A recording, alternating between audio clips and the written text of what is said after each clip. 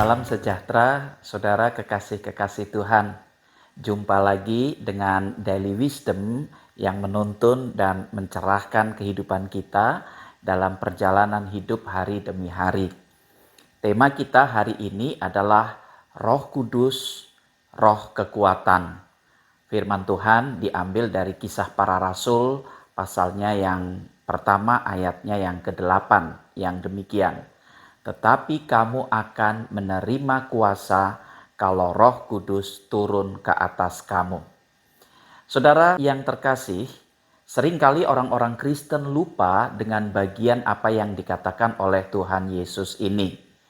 Sebagai sebuah janji pada murid-muridnya dan juga kepada setiap orang yang percaya. Menurut saya, janji ini penting karena apa yang akan Tuhan berikan dalam janji tersebut kepada setiap orang percaya adalah sebuah kuasa yang mendatangkan kekuatan dan daya tahan bagi manusia dalam menjalani hidup. Orang seringkali hanya terfokus pada Roh Kudus yang menghadirkan hal-hal yang supranatural atau yang adikodrati, seperti bisa berbahasa roh atau menafsirkan bahasa roh, bisa bernubuat, mengadakan mujizat, dan mungkin yang lain lagi. Seringkali orang yang mengejar karunia-karunia tersebut menganggap bahwa karunia tersebut lebih penting. Mengapa bisa demikian?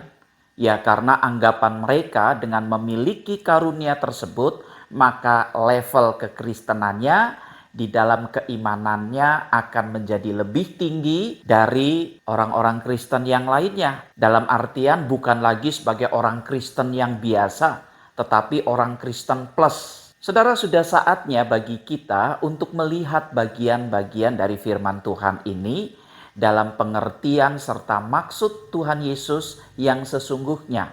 Ketika Yesus menjanjikan Roh Kudus ini, ia sangat memahami akan pergumulan dan kondisi dari para murid-muridnya, termasuk kita saat ini. Roh Kudus yang diberikan kepada kita sangat berguna untuk, yang pertama, umat Tuhan dapat menghadapi akan kehidupan ini. Kita tahu bahwa menghadapi dan menjalani hidup ini bukan persoalan yang mudah dan sederhana. Karena hidup itu sendiri sudah sulit dengan persoalan-persoalan yang harus diselesaikan. Butuh satu kekuatan dan kuasa agar kita dapat tetap teguh dan tetap mengikut Tuhan. Yang kedua, jika tadi menghadapi hidup saja sudah susah, bagian kedua ini menjadi sedikit berat lagi, yakni apa? Menjalani hidup kekristenan. Dan saudara, ketika kita menjalani hidup kekristenan, apakah sesuatu yang mudah? Tidak.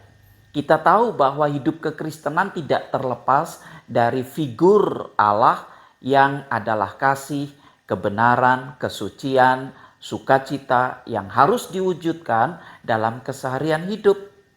Masih mampukah kita memiliki kasih dan pengampunan di tengah-tengah perlakuan yang tidak mengenakan yang harus kita alami?